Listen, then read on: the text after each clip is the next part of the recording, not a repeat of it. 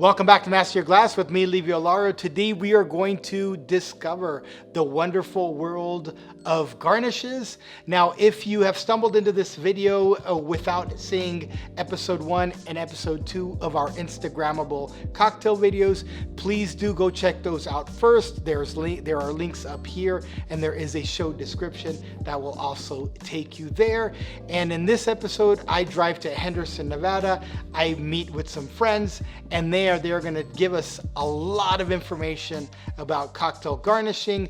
Who would have thought that it was such a big and important part of the business? But these people are experts. They're going to help me, which in turn helps you. So let's get into this, shall we?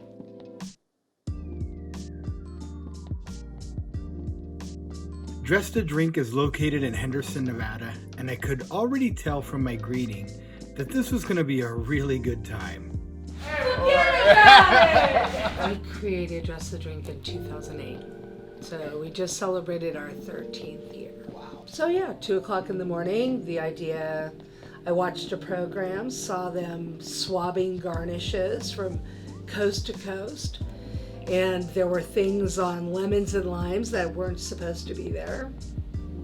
And called my friend over at the Patent and Trademark Office that I made friends with, asked if I could use a specific product, and Dress the Drink was born. Wow, that's awesome. So yeah, not a mixologist, not a bartender, not even a baker. If I make you a drink, we're drunk off the first one. So. Okay, so show me what you have here. So these are gold dusted rose petals, our blood oranges, grapefruit, ancho chili dusted mango, half purple pineapple cup, lemon and gold dusted apples, our peach chips, our half gold dusted dragon fruit, our pineapples. This is our bloody hell salt with bacon and corn, paprika. Sounds like breakfast. Yes. This is our black lava sea salt with jalapeno and cilantro. Our hibiscus elderflower sugar salt. The gold sugar. These are caramel nests. These are our bacon balls. So the same that we use in our bloody hell, bacon, horseradish, corn, etc., to be picked and put on the drink. Our jalapenos, lemons, limes, red peppers, and then some of our candy. Our most popular, which is our honey cluster, and then our red gold stick with lemon.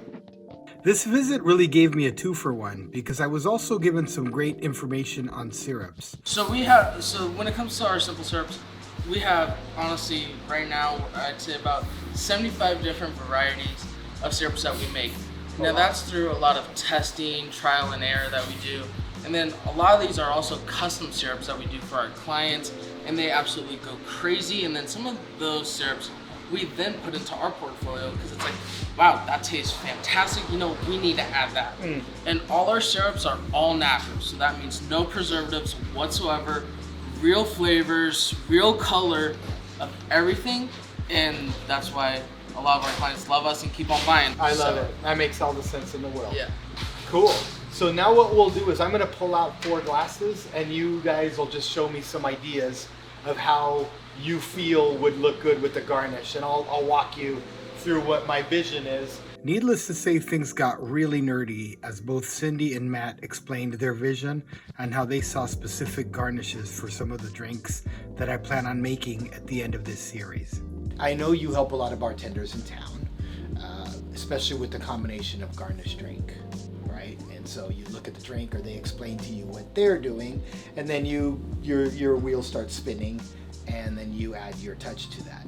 Is there any rhyme or reason? Is there anything like, this is what I always do, this is my system? Or is it just like, no, I just go? You know what? It's a combination of those. It really is. It is like we were talking. Either you go with the flavor of the drink or you go against it as something complementary. Dress the drink is supposed to be a food pairing. It's supposed to be that thing that makes you want to order another. If the drink isn't good enough, isn't, the best, well, the garnish certainly sets it off. And the only way to get the garnish is to get the drink. So when we're presented with recipes or an idea, it's either going with that flavor. It could be that the drink is inspired by a certain culture. So Asian inspired cocktails, we always tend to go towards the dragon fruits or the star fruits or lotus fruit or lemongrass, yuzu for our simple syrup. There are just some things that you sit there and say, that's going to work beautifully. And then others, it is when you're given carte blanche to just create something crazy, then we just go crazy and use things that you typically wouldn't use. Probably, and I will tell you, the most creative one was that we have flavor infused bean thread to make a couple of garnishes that were very large, very elaborate, and it was because it was for an Asian inspired cocktail. They wanted it to be show. I love it. Instagrammable cocktails is the bane of my existence. It is a blessing and a curse. Because a mixologist's job started as make the recipe. Then as time evolved, it's make the recipe, cost it out. So now you're a drink nerd and you're a math nerd and a bar manager. Then from there it expanded to, well, now you have to train my staff. So now you're a drink nerd, you're a mathematician, and you're a teacher. And it's very fascinating what's happening in the industry. But the one that's become is a big curveball is Instagrammability, because when you present an Instagrammable concept to a client, it is now implied that you have to show them its Instagrammability, which means there needs to be a picture with the props and the proper lighting. And so now we've become photographers too.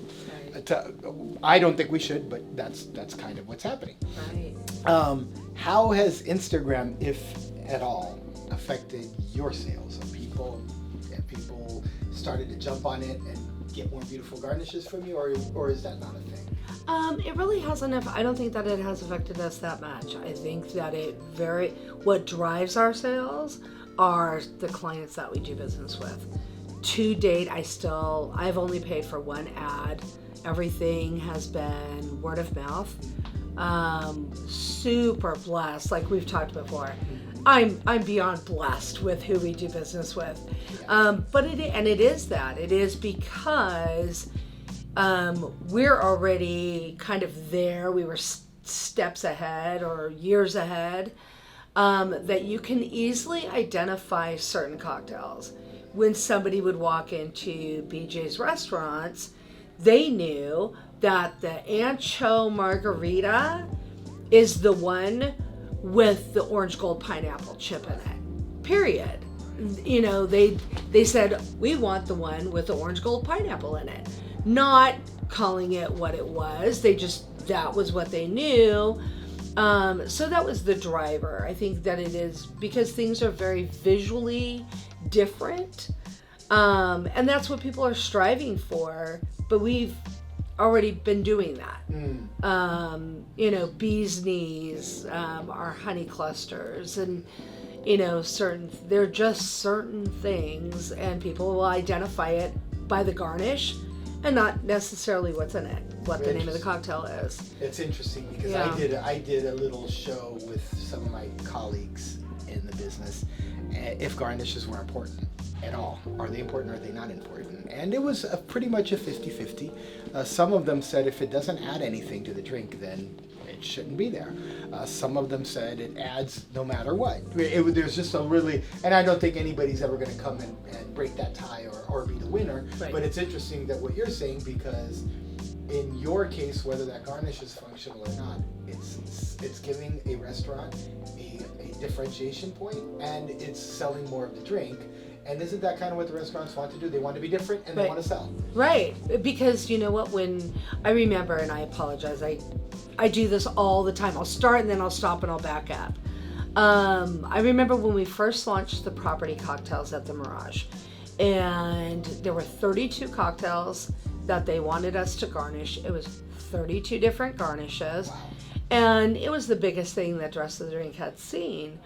And so I always like to go and get the cocktail, have it served to me, so I can cry and act really adolescent, because it's very prideful. Oh, sure. It's like, wow, we made that. Amazing, right? And now I'm seeing it in action. Now I get to see it in action.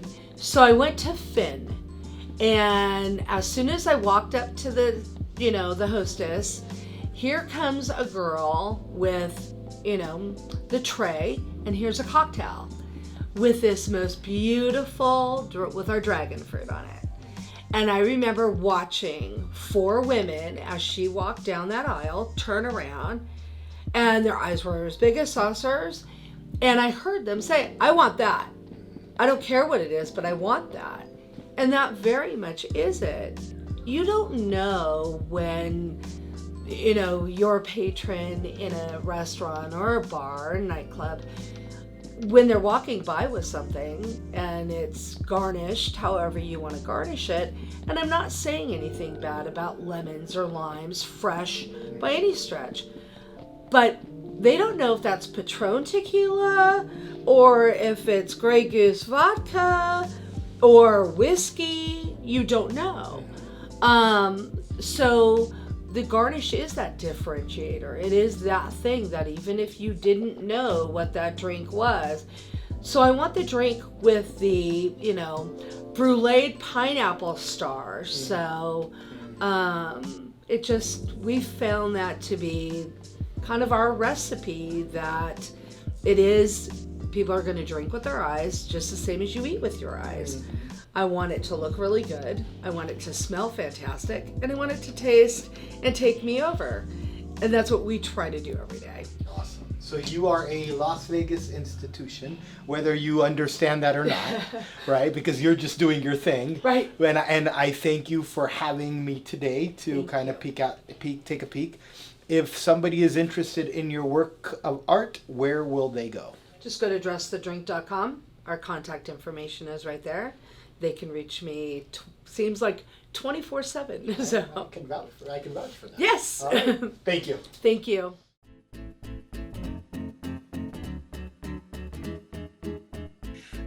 This is Master Your Glass, and of course this is part of a series about Instagrammable cocktails. You don't want garnishes that get in the way of people being able to drink your drink.